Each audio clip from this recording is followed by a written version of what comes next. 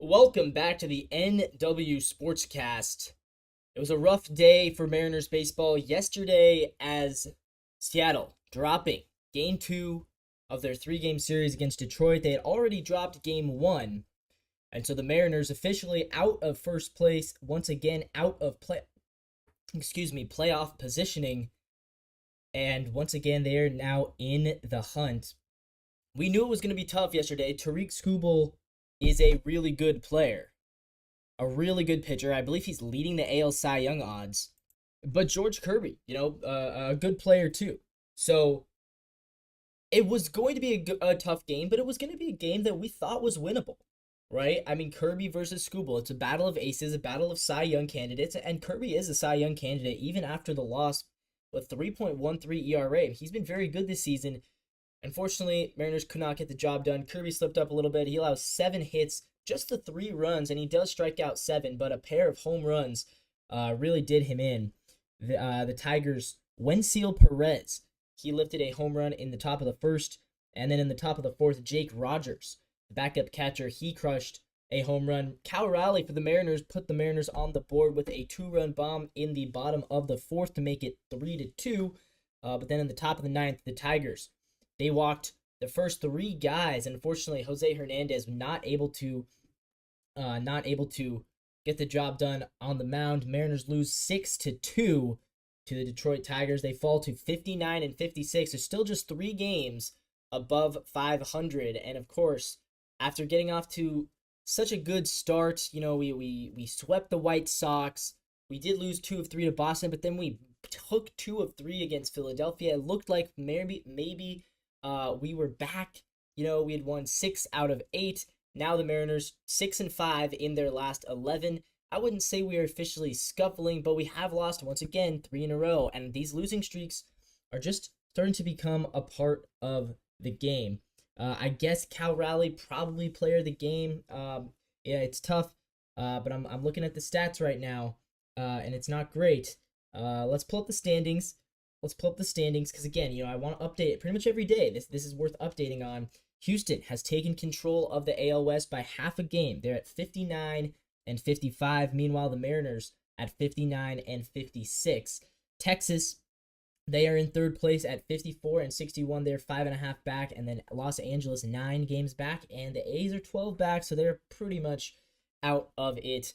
And as far as wild card goes, Seattle is, they're quite a ways back. They're 4.5 games behind the Minnesota Twins. The Twins are 13 over. The Mariners are only 3 over. So really, we're 10 games back. Oh, but I guess the Twins are the 2 seed.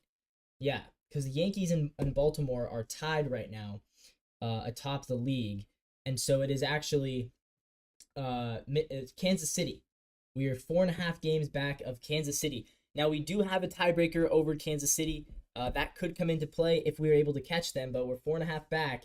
And a much more winnable goal would be to win the AL West. So that is, I think, what we have to keep our eyes set on, because, yeah, it's just the wild card seems like it's too much to overcome. 4.5 is a lot. But only half a game back to Houston, so we're still in the mix there. But we need to get going. We need to get. I mean, look, 3-game winning streaks are great, but then we go in a 3-game losing streak, and we got to balance this out. Somehow we got to balance this out. We cannot keep losing games to mediocre teams. The Tigers are below 500. The Mets, who we play next, are an even better team than Detroit.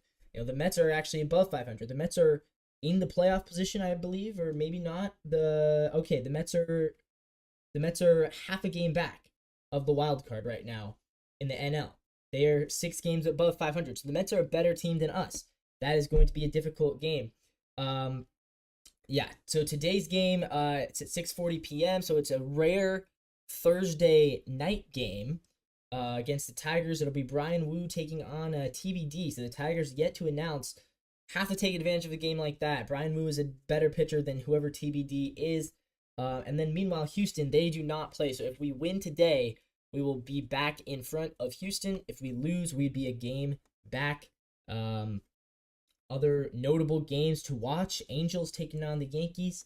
Not that it is super important for the division, And then you've got the wild card chase. The Rays take on the Cardinals. The Rays are a team to watch in the wild card chase. And that's kind of it. None of the other big wild card teams are playing today, so a nice little opportunity to pick up a win against a TBD starter, avoid the sweep. You'd really love to not get swept. And then pick up a game against everybody. Tie Houston, take back the lead. In other news, Dominic Canzone, he is ready to rejoin the team. I'm hearing, I'm not sure if he'll be back today or what. We just sent down Cade Marlowe and brought back Ryan Bliss. Seems like a weird decision because Ryan Bliss just never plays.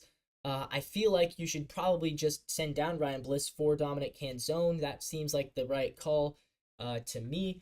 I don't know where Canzone fits on this team. I like with a healthy Julio, the outfield presumably you've got Julio, Randy, Rayleigh, Robles, and Haniger. That's 5 outfielders right there. So Canzone would be number 6. But with Julio still injured, my guess is that we will see some Canzone for at least a couple more weeks. But Dom Canzone, he really has to turn on the Jets, I think, if he wants to have a chance at remaining on this team long term.